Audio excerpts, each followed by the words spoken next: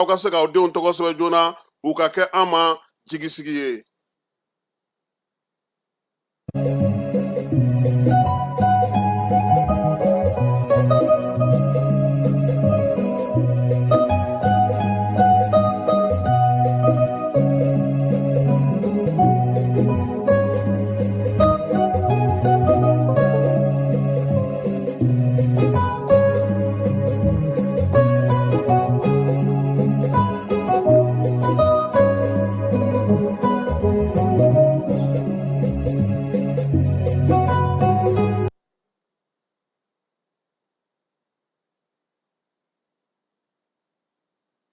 An filɛbaaw ni an lamɛnbaaw aw bɛɛ lajɛlen aw ni tile ka kɛɲɛ ni aw sigiyɔrɔw ni aw ka jamanaw ye.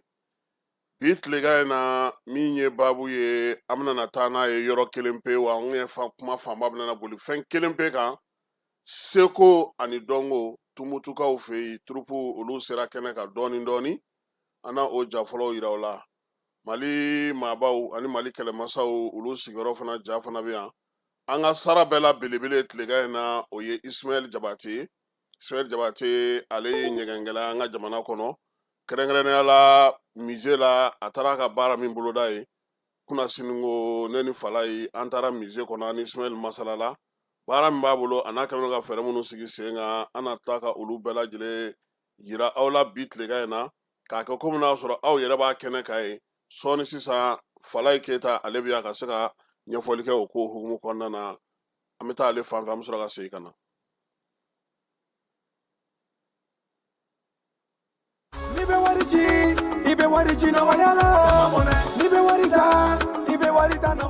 Sama mɔnɛ bi maliyɛnw jɔrɔna ko n'u hamina ko dɔn. O de la Sama mɔnɛ ma fɛn fara a ka wari cili musakaw kan. Wa a ka nɔgɔn ni Mali wari ci siraw bɛɛ ye. A ma da aw ma dɛ. Sama mɔnɛ bi dɔ fara aw de kunna wari kan. Ni wari bonisi ye. Awɔ, ni wari bonisi ye kɔni. Aw ka sanni kɛ ni Sama mɔnɛ application ye. Aw bɛ wari sɔrɔ aw ka compte bonisi la. Ka daminɛ crédit la, abonnement télé, fo ka taa se courant ni ji sarali ma, aw bɛ bonisi sɔrɔ nin bɛɛ la. N'a ka bonisi buguna dɔrɔn, aw bɛ se k'a yɛlɛma aw ka Sama mɔnɛ compte la ka sanni wɛrɛ kɛ n'a ye. Walima ka taa wari jɛ bɔ an ka lasigiden dɔ fɛ yen. Aw ye mɔnɛ bɔ aw yɛrɛ la, a k'a chiffre sisan ni Sama mɔnɛ application téléchargeli ye Play Store walima App Store kan ka sɔrɔ k'aw tɔgɔ sɛbɛn. Ni Sama mɔnɛ ye, aw de kunna wari bɛ augmenter. Sama mɔnɛ i yɛrɛ ta. Awɔ, i yɛrɛ ta ni i yɛrɛ ta. Falaye sanuko a kuma ka ca an ka jamana kɔnɔ. Sanu bɔcogo, sanu sɔrɔcogo, sanu baaracogo, nin ko in ani hakilisigi ani fɛɛrɛw ani jateminɛ caman de ka kan. Nin waati laban in na jamana ɲɛmaaw Falaye olu ye wuli ka jɔ kɛ ka se ka min ye sanubɔyɔrɔ 15 min b'an bolo n'o olu ye sociétéw ye ka se ka juru dɔ sɔrɔ olu bolo ani musaka dɔ sɔrɔ u bolo n'o taara sefa wari miliyari 761 na ka kɛ ni jamana ka sɛgɛsɛgɛliw n'a ka wulikajɔw ye Falaye. O ye sanubɔyɔrɔw ye minnu lakodɔnnen don jamana fɛ, jamana ye papier di minnu ma, bɛnkan bɛ minnu ni jamana cɛ Falaye. Bi Keɲeba mara la Falaye ko bɛ ka kɛ a ka bon hakili ma. Bi Keɲeba mara la bi jɛw bɛ yen, jɛkulu bɛ yen, fɛɛrɛw bɛ yen ni jamana ma wuli k'i ɲɛsin a ma a kɔlɔlɔ n'a gɛlɛya bɛɛ lajɛlen bɛna sigi ale jamana kelen in kɔrɔ Falaye. Salongo sanu dafila ni maa minnu ye Falaye a kɛra Bilalikotokaw fɛ yen Dabiya commune kɔnɔna na muso 40 o de bɔnɛna a ni na dama dafirili fɛ Falaye. Ɲɛmaaw ye fɛɛrɛ jumɛnw ta ko ka o yɔrɔ lakana k'a yɔrɔ lasegin yaasa maa si kana taa baara kɛ yen. Falaye suma ko dugumajɛ maa dɔw de filɛ nin ka taa sinuwaw sigi o yɔrɔ kan ka baara di olu ma k'a sɔrɔ u ma tɛmɛ jamana sariya si fɛ wa u kɔkɔrɔma donnen don maaw fɛ Bamakɔ yan maa minnu b'u dɛmɛ sira cogo bɛɛ lajɛlen fɛ u ka se k'u sago sɔrɔ.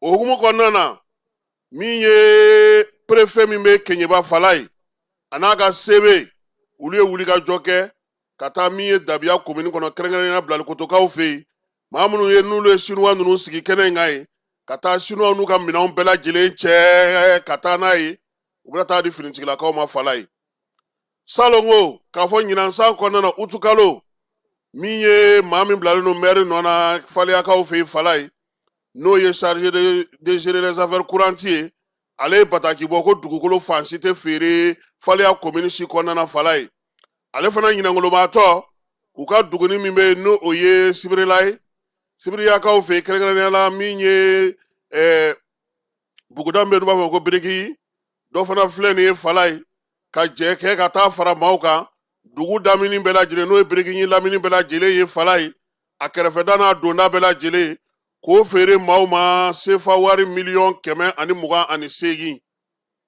o sinuwaw fana chargé d'affaires expédié d'affaires fana n'o o ye Alhaji Keyita ye fala ye ale fana ni i kama bɔ ɲɛmaw ma fala ye u taara olu minɛnw fana cɛ ka taa ni olu fana ye keɲɛbakaw fɛ yen nin waleya in kɛlen ko da bɛ Alhaji ye bi Sunata ye fala ye maa minnu bɛ nin ko in na n'u tɛ tɛmɛ fanga ka sira fɛ u kɔkɔrɔdɔnbaa minnu bɛ Bamakɔ yan finitigilaka dɔw bɛ a la maa wɛrɛw bɛ a la olu de wulilen don k'u jɔ ko f'u ka chargé d'affaires ko k'a minɛ k'a bila kaso la nka a yɛrɛ kɛlen don k'i jɔ a jɔyɔrɔ la sabula waleya min kɛlen filɛ nin ye a n'a bagabagali a kuma ka ca 100,000 ani 28,000 maaw k'o sɔrɔ fala ye hali o tɛ faleya yɛrɛ komini kɔnɔ o musaka tɛ faleya yɛrɛ komini bolo bi maire ye baara kɛ ko ka yɔrɔ fɛn dili jɔ munna nin bɛ kɛ munna ni mɔgɔ ninnu bɛ kɔkɔrɔma don fanga tɛ se ka wuli ka jɔ kɛ ka nin ko ninnu bɛɛ lajɛlen sɛgɛsɛgɛ k'a lajɛ wa waati dɔ la an yɛrɛ kun ko min ye maa dɔw bɛ yen n'olu bɛ togodaw la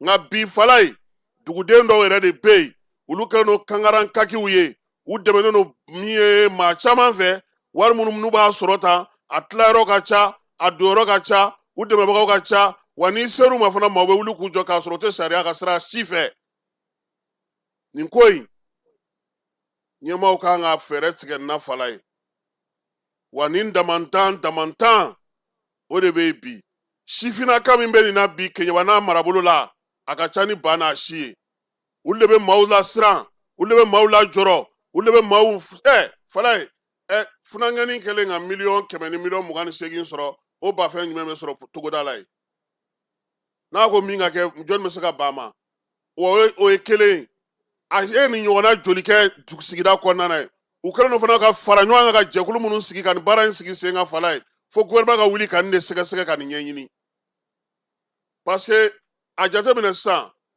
minnu bɛ yen n'olu bɛ maire jɔyɔrɔ la nin sigida ninnu na u bɛna min ta ka ɲɛsin olu ma o ye ka taa don faama dɔw n'u hakili cɛ ni minnu bolo bɛ ɲɔgɔn bolo u ka se ka nin ko ninnu yɛlɛma ka e tɛ maire ye i tɛ maire dangan ye faama jɔyɔrɔ t'e bolo yamaruya ma d'e ma e bɛ se cogo di ka taa mɔgɔ ka dugukolo minɛ k'o feere k'o wari dun k'i sigi n'o ye ka tila k'o kɛ groupe ye ka tila ka wuli tuguni ka mɔgɔw bagabaga n'o ye ka tila ka janfan ani bɛnbɛnbɛn kɛ ni mɔgɔ dɔw ye Bamakɔ kɔnɔna na ko olu ye fanga masurunamaw ye fala ye jamana man ka sɔn nin ko dɔw ka to sen na n'a ma ɲɛ k'aw ye maaw bila k'olu ka baara kɛ n'olu bɛ ka baara kɛ maa minnu bɛ wuli k'olu tɔɔrɔ n'u y'u fɔ aw ye a ye wuli a k'u minɛ a k'u sɛgɛsɛgɛ maaw ka bɔ a kalama o de cɛ ka ɲi nka bi hali préfet ni sebe ninnu fala u bɛɛ jɔrɔlen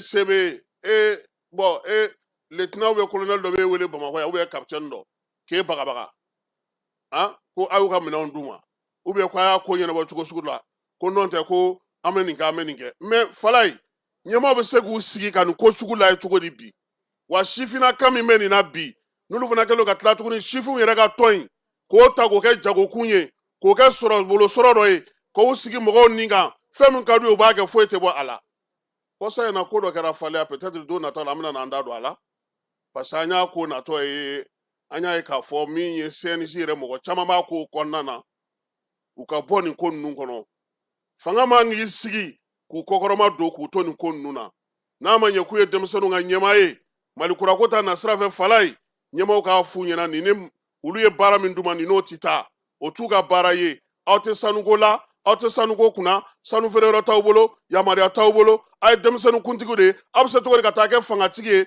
ka préfetw nɛni ka maires nɛni ka jɔyɔrɔtigiw dɔgɔya ka se bɛɛ ma foyi tɛ fɔ aw ye cogo di u sɛmɛyɔrɔ de ka ɲi fala ye ma kɛ Mali fédération ye u b'a bolo fila la du foyi tɛ fu ye jamana yɛrɛ sariya sigilen don min kan o tɛ se ka ɲɛ n'an bɔra yen an bɛ taa Tumutu walayi bi an ka baara fanba bɛna kɛ Tumutu min ye commandant min bɛ Tumutukaw fɛ an ka wolomasiri tabaw fala ye wulikajɔ ni cɛsiri u kɛlen don k'u bila u fila ni dɛbɛ la yaasa biennale ale bɛ se ka kɛ ka ɲɛ cogo min maa min bɛ yen n'o bɛ dugukolo ko kunna n'o ye colonel major Yakuba Sanogo ye ale ni jɛkulu min sigilen don biennale labɛnni kunna ni maa min bɛ o lakana ko kunna fala ye olu ye ɲɔgɔn ye koyi baara minnu sigira sen kan Tumutu n'a lamini bɛɛ lajɛlen n'an b'a fɔ o ma ko checkpoint u taara ka taa olu lajɛ bolo ni ɲɔgɔnma bɛna kɛ cogo di min ye colonel major Sɛkinɛ Tunkara ye ale n'a masurunamaw u y'u sen b'u kɔnɔkɔrɔ fala ye ka taa dugukolo ko maaw fɛ yen nin kalo in tile 10 ka munumunu salo kɛ yaasa sa Tumutu yɛrɛ labɛn kɛlen don cogo di wolomasiri tabaw ka fan fɛ ka t'u ɲɛda o kan lakana baaraw bɛna kɛ cogo di maaw kan ka tɛmɛ sira jumɛn fɛ maaw man ka tɛmɛ sira jumɛn fɛ fɛɛrɛ jumɛnw sigilen don sen kan Yakuba Sanogo n'a ka maaw fɛ n'o ye colonel major ye Tumutu kɔnɔna fala ye u y'a bɛɛ lajɛlen ɲɛfɔ k'a yira bɛɛ lajɛlen na min ye baara ye civil ni militaire u bɛna jɛ cogo min na ka baara kɛ biennale kɔnɔna na yaasa bɛɛ lajɛlen ka wasa ka sɔrɔ Sɛkinɛ n'o ye colonel major Sɛkinɛ Tunkara ye a ko a wasara sabula fɛɛrɛ minnu fɔra bi n'olu sigilen don sen kan biennale lakanako la a tɛ tɛmɛ nin kan wa nin fana kɔfɛ tuguni min ye fɛɛrɛ kɛrɛnkɛrɛnnenw b'u bolo fala ye k'olu tɛna na fɔ bɛɛ ye han wa dugukoloko ɲɛma n'o ye colonel Seydou Basiru Ɲagandu ye ni ale yɛrɛ kɛlɛdagatigi ye fala ye ale yɛrɛ ko sa ko nin ko bɛɛ lajɛlen na cɛ kɛrɛnkɛrɛnnenw labɛnnen don Tumutu lakanali kama fala ye olu cɛdenw olu fana ka baaraw banna a mɛnna premier ministre ka kɔsɛbɛ tagali la a y'olu ye u ye Tumutu yɛrɛ kɛrɛfɛda n'a kɛrɛkɛda n'a bɛɛ lajɛlen lamini bɛɛ lajɛlen u y'a bɛɛ kɛ sɔrɔdasiw sigiyɔrɔ ye fala ye maa donta ni maa bɔta k'a bɛɛ lajɛlen jateminɛ bɛɛ ni kelenya bɛ se ka kɛ cogo min na lakana ka sabati biennale kɔnɔna na ko in ko a na kɛ o cogoya la i b'a dɔn k'a fɔ ko min ye biennale ye ale kalo bɛnna nin décembre kalo in ma fala ye okumu kɔnɔna na sa Guima national ale ka denfaya kɔnɔna na a ko k'a bɛ barokɛnɛ minnu sigi min ye surɔ Guima ani Madu Wɔlɔ u ye denmisɛnninw la yɛlɛ ni joro fali ye koyi baara in ale kɛra Bamakɔkurakaw fɛ yen min ye Guima ye ani Madu Wɔlɔ u kɔni nana sa ka tasibila kɛ Michel Sangare fana ye sabula i b'a dɔn k'a fɔ Guima ale ni Michel de tun bɛ jouer kosɛbɛ kɛnɛ in kan sa Michel jɔyɔrɔ taara Madu Wɔlɔ fɛ n'o ye Kari Kulubali ye u y'a yira sa k'a fɔ ko maa caman kɔni nana sa min ye denmisɛnninlakaw ye u kɔni nisɔndiyara kosɛbɛ ko ni Ala sɔnna a ma min ye nin baara in ye a bɛ to sen na sabula min ye Guima national ye ale min ye nin kalo denfa ye a kan ka taa Tumutukaw fana fɛ biennale hukumu kɔnɔna na ka taa senkɔrɔma dondoli kɛ fala ye an bɛ to Tumutu alimami min ka kalifa minɛ a la n'o ye Abdramane Ben Sauti ye kɛrɛnkɛrɛnnenya la fatiyata belebeleba kɛra ale ye fatiyata min fana ni o b'a nɔrɔbilali baara fana kɛ fala ye Tumutu marabolo ɲɛmaw Tumutu kabilatigiw Tumutu morikalansow fala ye ka taa se a dɔnko n'a senkotigiw bɛɛ lajɛlen ma u bɛɛ nana nin kɛnɛ in kan n'o y'a sɔrɔ maa mana fatu Tumutu fala ye don gɛrɛnnen kelen bɛ ta i y'a fɔ min ma ko fatiya ka dugawu kɛ fure ye o kɛnɛ sigira o kɛnɛ kɛrɛfɛ sa a yɛrɛ sa k'a fɔ ko min ye alimami min fatura fala ye a nɔrɔbilali baara u y'o fana tugu a la koyi o de la sa maa min bɛ bi n'o kɛra golokansigi ye Abdramane Ben Sauti nɔ na o tɛ maa wɛrɛ ye o ye Alpha Ibrahim ye Alpha Ibrahim kabini cɛkɔrɔba in banana fala ye ale tun b'a jɔyɔrɔ la alimamiya jɔyɔrɔ la koyi diinɛtigiw ko k'u t'a ɲini yɔrɔ jan min ye Ben Sauti ye n'a Ala y'ale miniji dɔgɔya Ala ka wele sera a ma min ye Ibrahim ye ale ka tɛmɛ ni baara ye alimamiya jɔyɔrɔ misiri minnu ye Jingari ye o kɔnɔna na fatiya tar'o kan dugawu kɛr'o kan ka bɛɛ lajɛlen fo ka bɛɛ lajɛlen waleɲuman dɔn o kɛnɛ kan Tumutu yɛrɛ u y'a yira sa k'a fɔ ko min ye baaraw bɛ senna hali bi o la sa biennale cɛden fɔlɔ minnu donna minisiriso ale jamu sɔrɔla an ka jɛ k'o filɛ. Nous recevons cet après-midi dans le cadre de la phase nationale de la Biennale artistique et culturelle 2025 les premières délégations venues des régions de Djoula et de Nara. Au nom du gouverneur de la région, nous sommes là pour les accueillir. Au nom du gouverneur qui nous a mandaté vraiment pour venir accueillir ces troupes. Donc mes impressions sont très bonnes, c'est avec une très grande fierté que nous les avons accueillis. Je crois que le voyage s'est passé dans les conditions normales. et vraiment nous sommes très fiers aujourd'hui de les accueillir. Au nom du gouverneur de la région de Tombouctou, c'est pour leur souhaiter davantage vraiment un agréable séjour, leur souhaiter la traditionnelle bienvenue dans la cité des 333 saints, un agréable séjour, et nous souhaitons vraiment que cette biennale se passe dans les conditions les meilleures, avec l'accompagnement de tout le monde, avec l'implication de tous les acteurs. Et le gouverneur est prêt à soutenir tout le monde vraiment pour la réussite de cette phase nationale de la biennale artistique et culturelle Tombouctou 2025. Merci encore à ces deux délégations. Merci pour avoir eu le courage de venir, et vraiment nous souhaitons leur implication vraiment pour la réussite de cet événement d'envergure nationale. Alors, Falaye, ni Joelani Naray, olu kɔni sera ye ka ban. I yɛrɛ b'a ko tɔ ɲɛdɔn avion ko ma nɔgɔn dɛ. Délégation kɔni taaliw bɛ sen na, nka taali belebeleba bɛ ntɛnɛn don min ye ministre yɛrɛ ye, ale yɛrɛ kan ka y'o délégation na parce que foire ale bɛ dayɛlɛ sini n'o ye biennale foire ye, ale kan ka y'o kɛnɛ kan. Dayɛlɛli kɔfɛ kɔni ale bɛna y'o kɛnɛ kan min ye Tumutu baaramisɛn tɔ minnu bɛ yen yanni jama yɛrɛ bɛɛ ka na, ale kan ka o baara kɛ. Sabula alamisa nata in o ye biennale dayɛlɛli ye Falaye, n'Ala sɔnna a ma. Kalo tile 18 o ye alamisa nata ye, biennale kan ka dayɛlɛ o la ka taa datugu min ye décembre kalo tile 28. Yan'o cɛ, Kulubakaw fɛ yen Mali kɛlɛmasaw ale ni Mali cɛbaw olu sigiyɔrɔ fana sigira sen kan. Minisiriso a ye jaa min sɔrɔ fana ko kan, an k'o fana filɛ.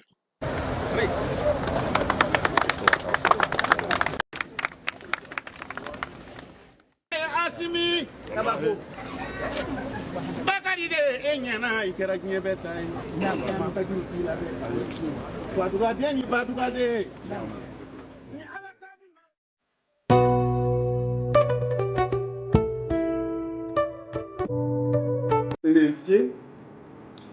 Cette journée me rappelle les paroles d'une chanson, d'une des chansons du Banzoumana, Sissoko, le vieux lion. Maliba Kera Antaï, qui signifie le Grand Mali est devenu nôtre. Oui, Excellence, Monsieur le Président. Aujourd'hui, plus que jamais, nous pouvons fièrement entonner ce refrain. Car le Grand Mali est devenu nôtre grâce à votre leadership éclairé, aux efforts inlassables des autorités de la transition, à la détermination et à la résilience du peuple malien, au courage des forces armées maliennes qui, au prix de leur vie, défendent quotidiennement l'intégrité territoriale. Inaugurer la place de Mali Tchébao, la place des grands hommes du Mali, est beaucoup plus qu'un geste symbolique. C'est un acte de mémoire, c'est un acte de justice, c'est un acte de souveraineté.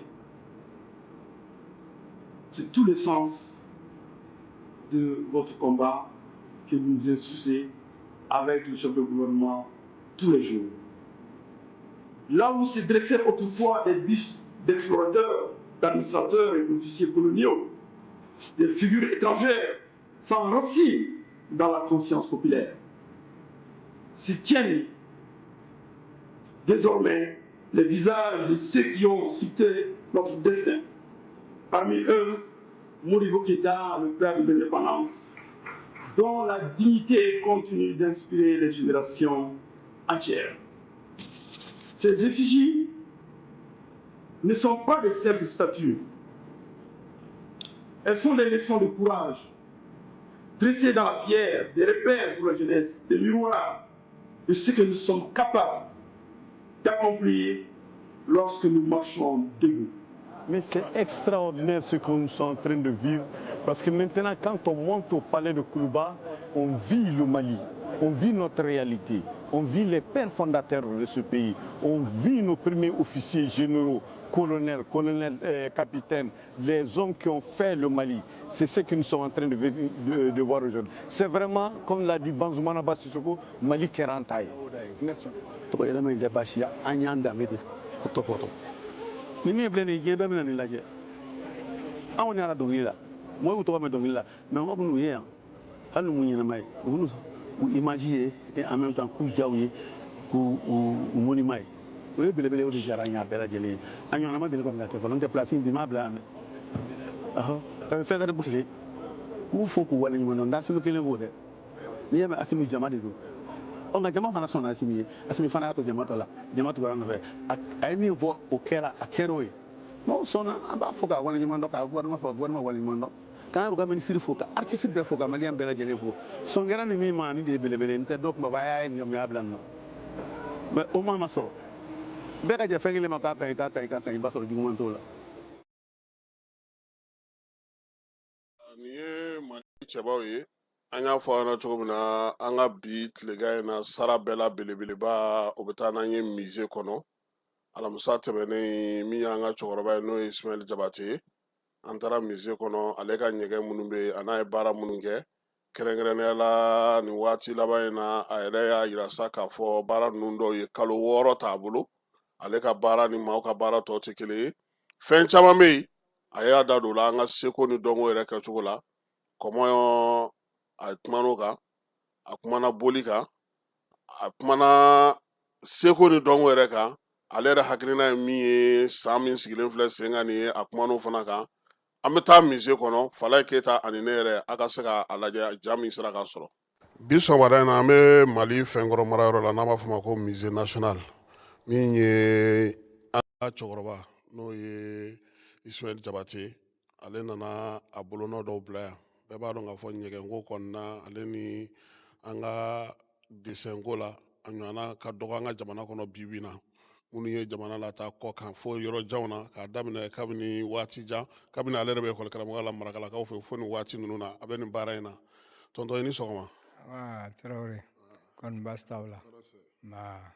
ayiwa an ye a mɛn k'i ye i bolonɔ bila sɛbɛn dɔw la tuguni yaasa mɔgɔ bɛ se ka faamuyali kɛ an kɔni ye munumunu salo kɛ an ye Bamakɔ kɔrɔlen jaw caman ye an ɲɛ bɛ AES jaw la nka an ɲɛ bɛ bamanan sinɲw fana olu fana bɛ a la an b'a daminɛ ni yan yɔrɔ ye parce que ɲɛ bɛ mun sɛbɛnnen na yan nin ye Ban de Sable de ye. Nin kɛra Marikala en 70. C'est, disons, le deuxième tableau que j'ai fait quand je suis sorti de l'INA en 68. Voilà, il m'a signaturé 70, Marikala. Donc, c'est le portrait de ma mère que j'ai fait et en premier, dès que je suis sorti en 69. Mais ça aussi, on me l'a volé. Voilà, il ne me reste que ça de cette période-là. Et j'ai fait... Ni ba jiginna Marikala i bɛ cɛncɛn ye ba cɛmancɛ la boso minnu ka fɛn kɛ u mana mɔni kɛ u bɛna jɔw laja ka bɔw turu ka bɔ jɔw dulon bɔ la a ka ja. Voilà. Moi, ça m'a impressionné. C'est une image qui m'a impressionné dès que je suis arrivé à Marikala. Et c'est pour ça que j'ai fait ça en 70. Voilà, ça c'est la Biennale 74. Ce tableau a été fait en 74.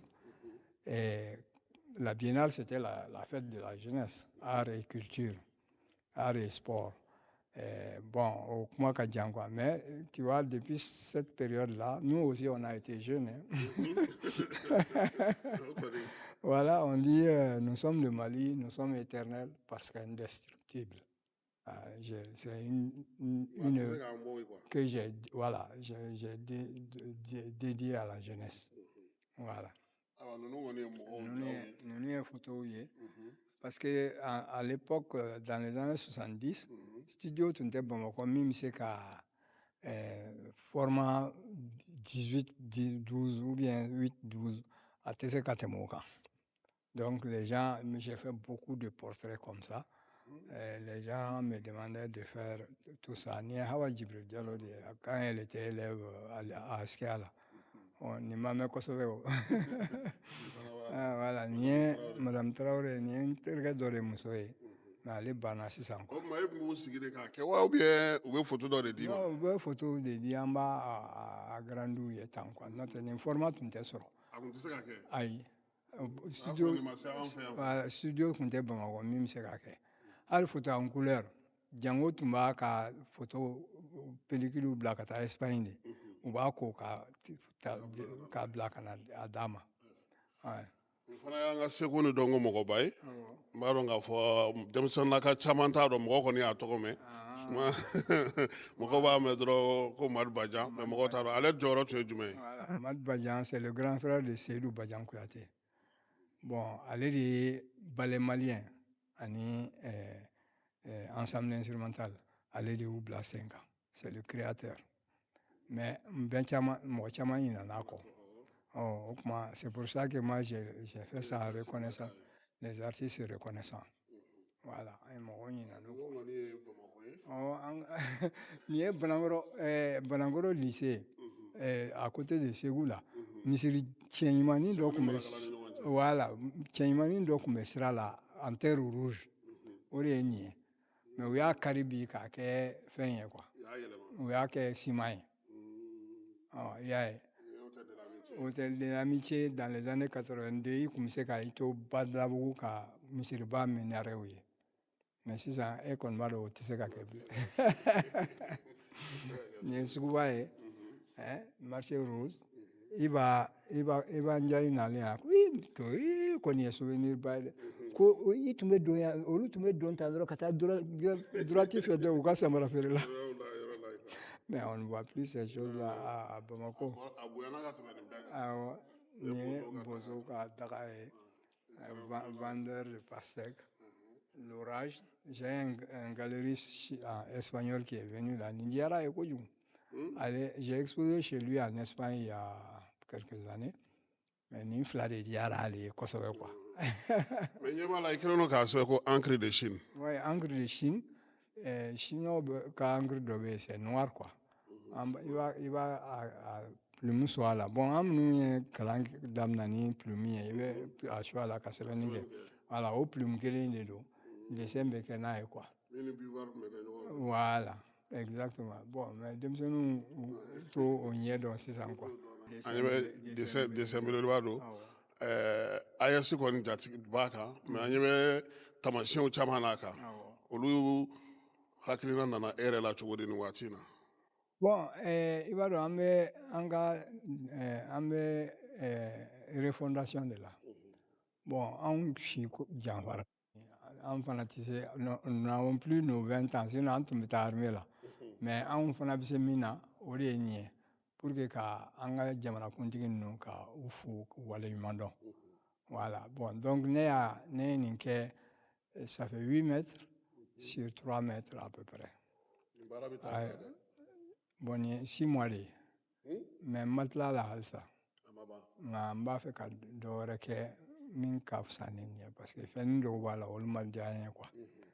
Bon nin ye n ye nin signe ninnu ta Youssouf Tassa Sise ko les signes sacrés bamanan les 266 signes sacrés mais an da tɛna don o la fɔlɔ in ye an dabama an tigiba le premier signe o y'o de ye ninnu ka ko ye ala ko de ye filanan ye o ye jɛ ye u jɛra de k'a kɛ sabanan o ye étoile ye u dolo wulila sabanan o ye tiɲɛtigi u bɛ tiɲɛ kan nin ye dugukolo ye u b'u ka dugukolo de defendre tile wuli u b'u tile wulila n kun bamananw ko fosi tɛ kɛ kun tɛ min na mais a bɛɛ sigilen bɛ nin min kan o de ye duwawu ye duwawu ni barika de b'u ni ɲɔgɔn cɛ.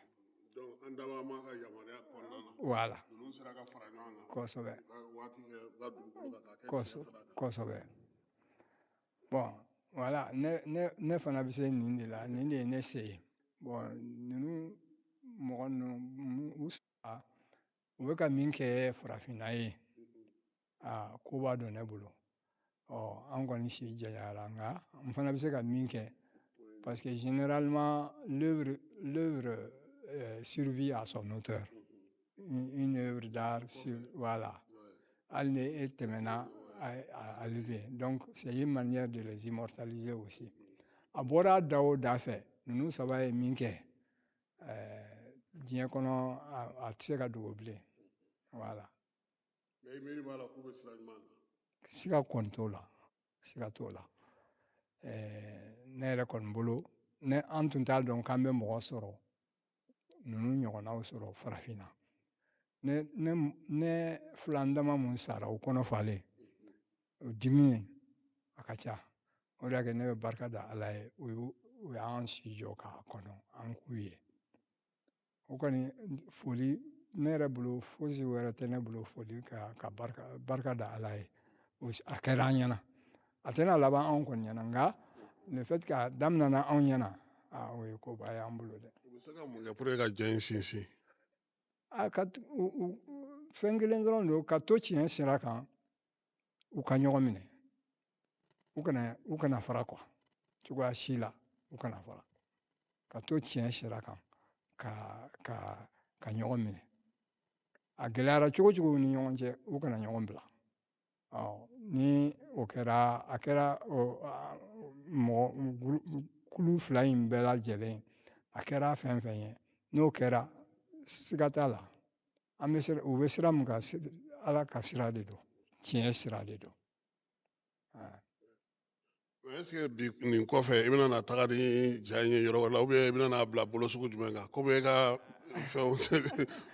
Kasim ne sɛgɛnna o ne sɛgɛnna nin kɔfɛ ne ma d'a la ne tɛ n lafiya sa quoi bi ma dugujɛ dɛ donc bon. donc nin bɛna na k'i ka boloɲɛ laban ye n'i tila ka se ka segin a kan. hali ni a laban tɛ nin kɔfɛ kɔni n bɛ caman bɔ a la denmisɛnnin caman Umar Kamara conservatoire ko maa bɛ se ka kɛ ne si bɛ yɔrɔ min na sisan ko ne bɛ se ka nin kɛ. mais ne bɛ ka n yɛrɛ ɲininka o la fɛnɛ parce que n'i ye a jateminɛ n'i ye nin a baara ka misɛn quoi. a ka misɛn. puis a bɛ muɲu ni fɛn caman demandé si bɛ yɔrɔ min bon a ma nɔgɔn quoi bɛɛ tɛ se k'a kɛ. siga t'a la mais ne ye bɔgɔlan daminɛ dans les années 82 avec le groupe Kasobane. Bon, le bɔgɔlan est une technique artisanale. Bon, moi, je voulais en faire une technique artistique. Bon, et comme je suis de nature impulsive, donc il fallait que je me discipline. Bon, donc ce travail-là, c'est une façon de me discipliner. Il est à la plus mounou, parce que ni une béque, c'est ça. À la fin, si tu fais une tâche en bas, il va se rappeler. Mais il faut de la concentration du début jusqu'à la fin. Et comme tu vois, il n'y a pas de tâche dessus. Mais ni il y a une tâche qui est là, il va se rappeler les matounes. Voilà. Donc, ça me permet de... on retrouve les signes sacrés Bamana. On court 7 fanabala. Si nous avons 7 on court là quoi. Moi, nous avons court kalan. On nous sait kalan quoi. Donc, nous avons une technique artisanale d'eau. Nous avons fait une technique artistique. C'est-à-dire il se ka exprimer à la kassorima à seben folon kassoro café. Donc la spontanéité, que ça permette la spontanéité. En fait, nous dessin quoi. Mes toiles d'adrouma. Et puis j'ai des petits pots avec la terre et je jette la terre dessus. Ni image bébé au de là.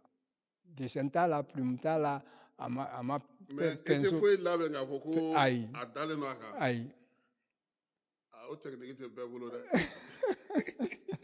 parce que n'i y'u ye mɔgɔninfinw de don bon mɔgɔninfin ka kɛ ko o desɛnna k'a sɔrɔ i ma foyi mais a bɔli b'a dama de ayi n y'a f'i ɲɛna n ko ne fana ni n ka spécialité don bon ni hali ne ma nin si ye n'i ye nin ye i b'a dɔn ko nin ye Ismaël ye voilà donc ne fana sera ka min kɛ bɔgɔlan na ni o de ye nin ye bon diɲɛ fan o fan n'i ye nin ye i b'a dɔn ko ne de sisan nin kɔrɔ yɛrɛ ye jumɛn ye bon mɔgɔw de don mais artistiquement par exemple n'i y'a kunkolo ninnu lajɛ i bɛna ye mɔgɔ suguya caman de b'a la bon i b'a fɔ ko dɔ ye muso ye tuma dɔ b'a fɔ ko cɛ don i b'a fɔ ko dɔ ɲɛsinnen bɛ yan fɛ k'a sɔrɔ dɔ b'a fɔ k'a ɲɛsinnen bɛ yan fɛ mais i bɛ se k'i sigi ka nin lajɛ i bɛ san caman kɛ hali jukɔrɔla ninnu na i bɛ fɛn caman ye imagination bɛ se ka fɛn caman yira i la voilà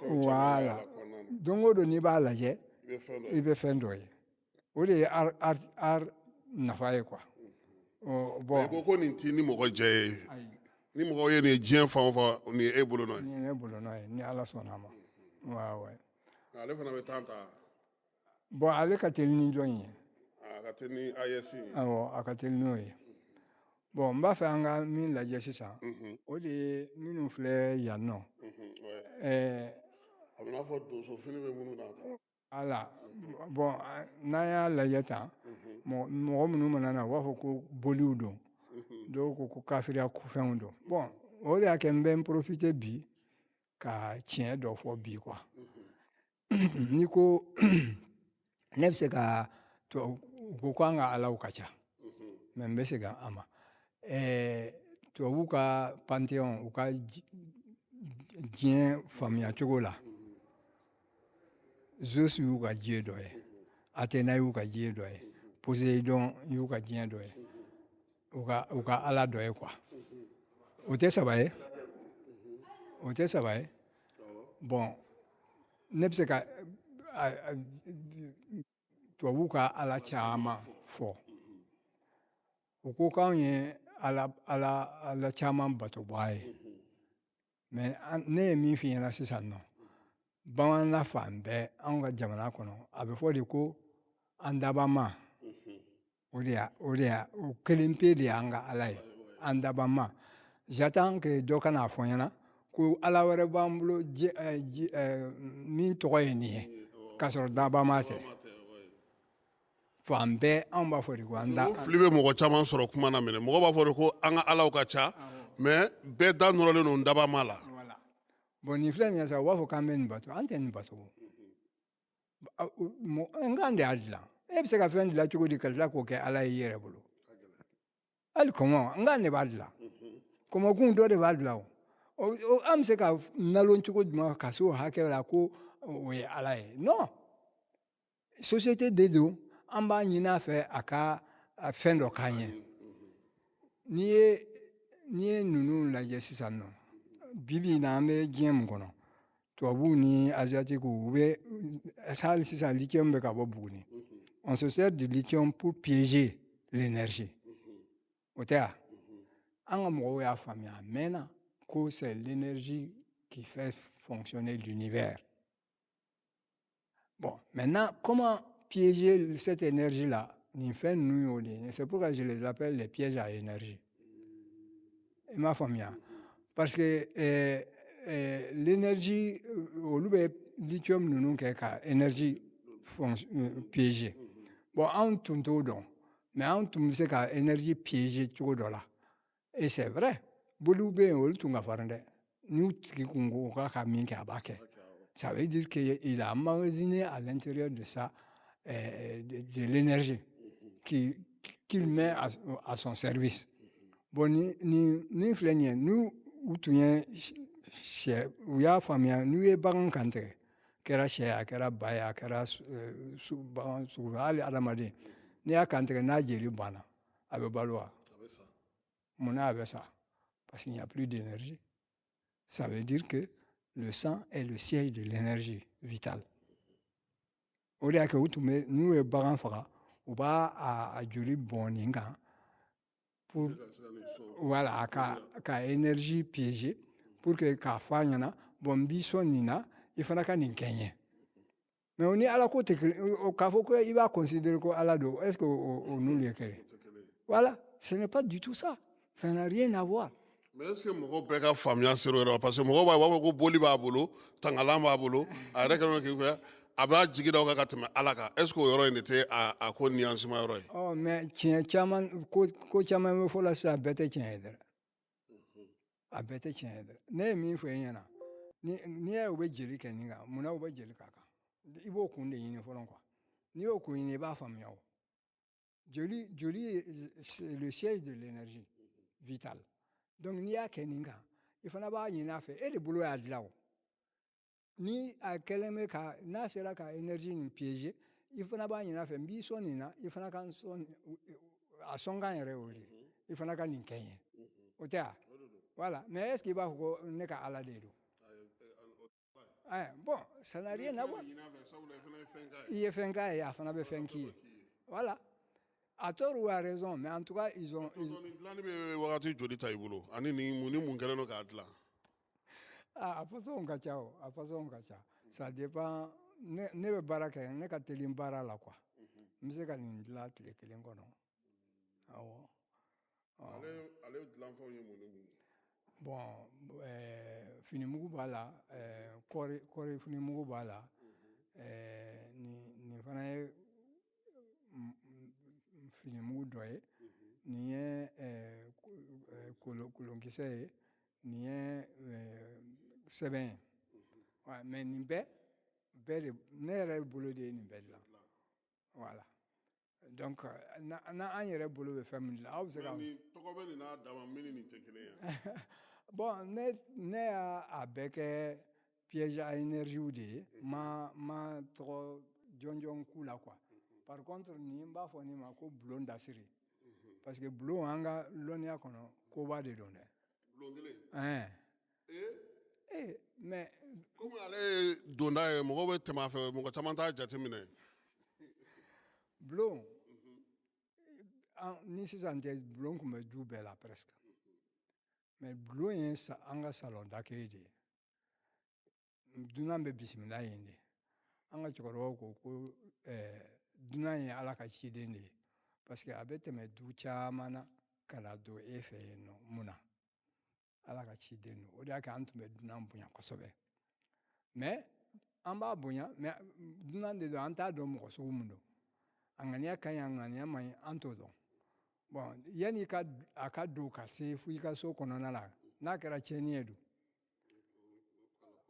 voilà donc i b'a bisimila bulon kɔnɔ a bɛ dumuni kɛ yen tuma dɔw la a bɛ si yen yɛrɛ dɔw tɛmɛtɔ yɛrɛ de don bon mais a tɛ taa pour que a ka don du kɔnɔ ka taa du kɔnɔna lajɛ fo a ka tɛmɛ bulon fɛ fɔlɔ diyagoya o ye kelen ye filanan ye min ye u tun bɛ du tanganan kɛ bulon kɔnɔ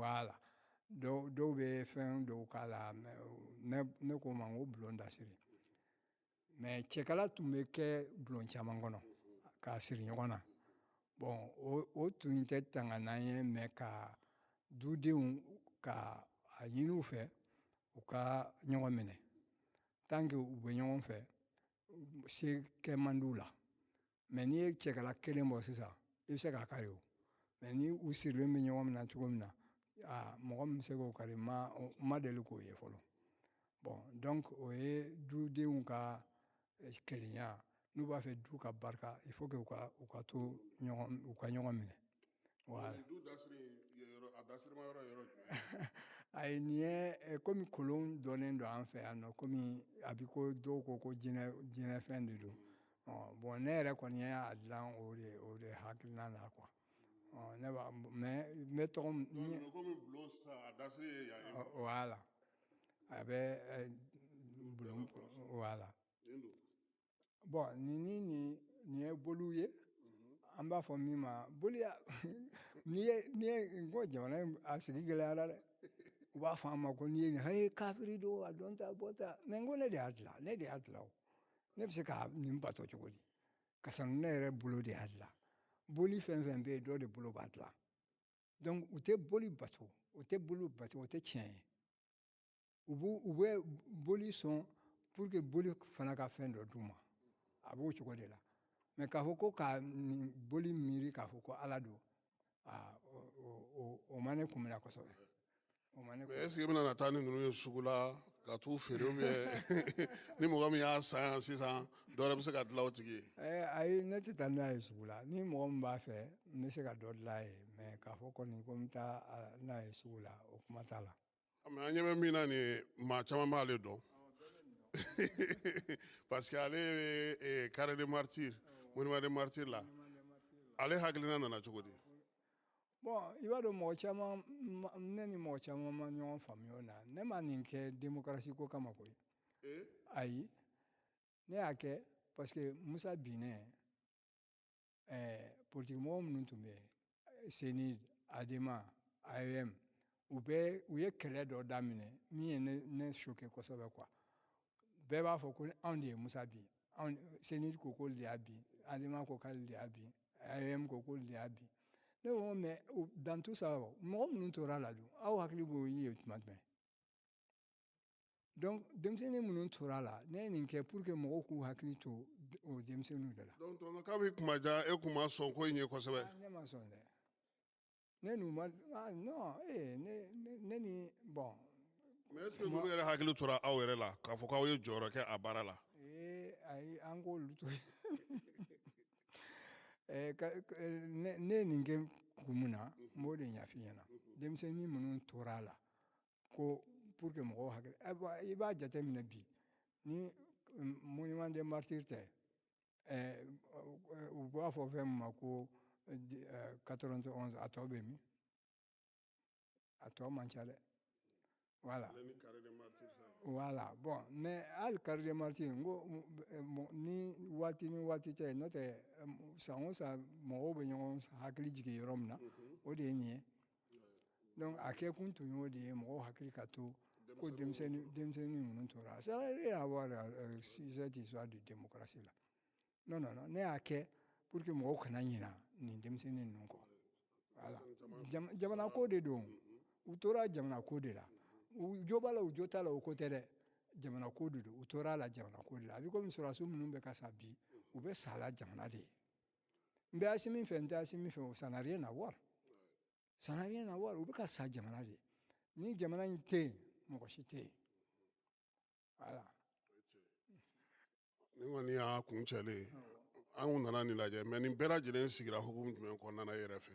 Bon, n y'a f'i ɲɛna cogo min na bi ma dugujɛ ne bɛ ɲini ka sɛgɛn.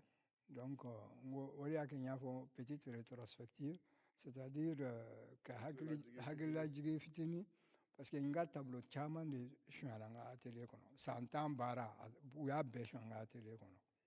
Awɔ. Bon, donc n ko ne ma hakili to a la ka dɔɔnin kɛ yanni a tɔ ka taa. Donc o de ye n bila nin na pour que mɔgɔw ka image dɔw ka to quoi. Hali ni ne yɛrɛ n tanyana waati min na image bɛ sɔrɔ mɔgɔw bolo. E ni ɲɔgɔnnaw. Ka aw fo k'aw barikada.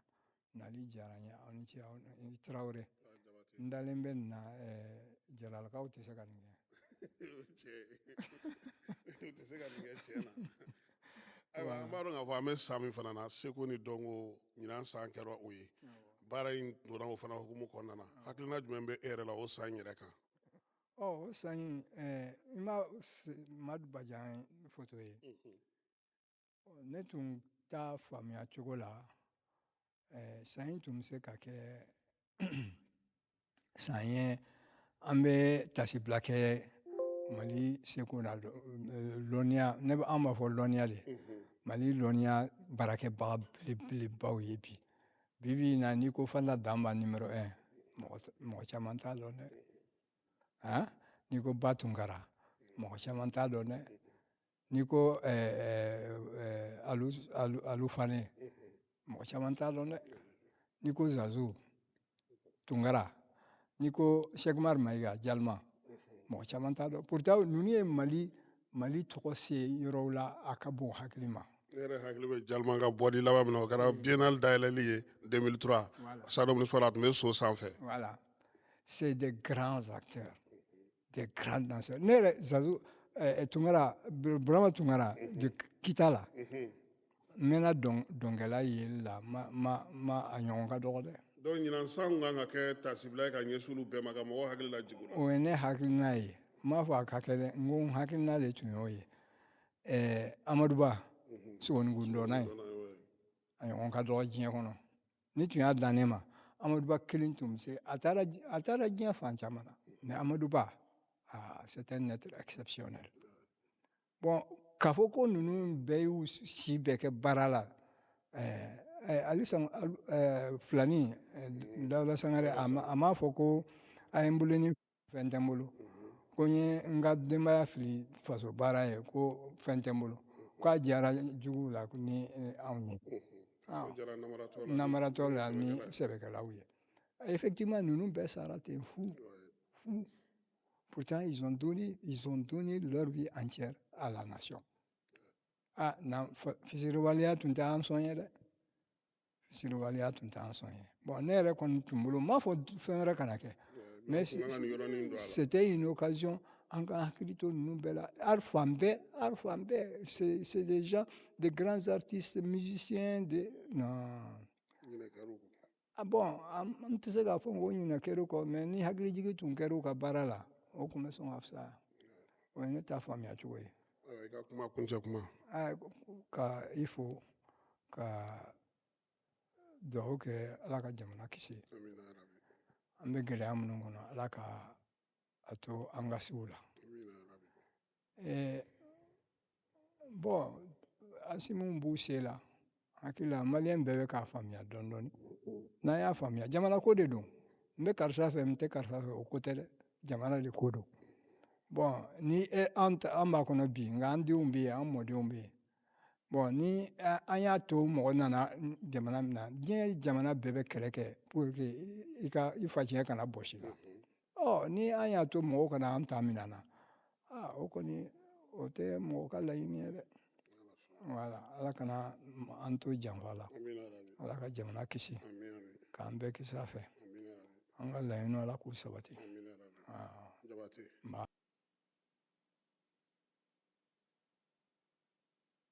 Ayiwa nin tun ye Ismaël Jabate a ka dessin n'a ka caricature a n'a ka kɔrɔlenbaw ka se ka kɛ tasibila ye ka ɲɛsin seko ni dɔnko tigilamɔgɔw ma min ye ɲinan san hukumu kɔnɔna na. An b'a fo k'a waleɲuman dɔn n'Ala sɔnna a ma sini nɛgɛ kanɲɛ 18 an na ɲɔgɔn sɔrɔ yan. Falaye Keyita kun bɛ yan k'a bila bɔlɔlɔ sanfɛ a k'an bɛn ni Ala sɔnna a ma sini. Dugutigi ni wari dafara e passe d'a kan ka sira di ne ma. Sunkalo e kunkolo a tɛ yen dugu wari ko o d'i ma fo dugu ani dugu o wari t'a de. O kɔni kuma t'a la sa e ka sama mɔnɛ to yen i yɛrɛ ta. Sitan Sidi ka numéro filɛ nin ye wari ci.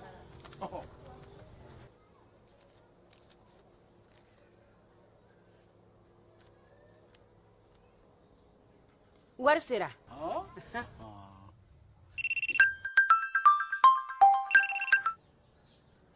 Allo i ye wari sɔrɔ o ɲɛna tiɲɛ yɛrɛ la ko ni sama bɛ maa min ɲɛ ko n komi t'i gosi. Ngonga. Sama mɔnɛ i yɛrɛ ta a sɔngɔ ka nɔgɔn ni Mali warici sira bɛɛ ye dépôt ye fu ye wari bɛ ci fu ni application ye wa bɔsara ye musaka fitinin ye. Sama mɔnɛ ji ni courant bɛ sara n'a ye crédit bɛ ta n'a ye sanni feere bɛ kɛ n'a ye. Sama mɔnɛ nin y'anw maliyɛnw ta ye a y'a si filɛ ka nkalon bɔ n da.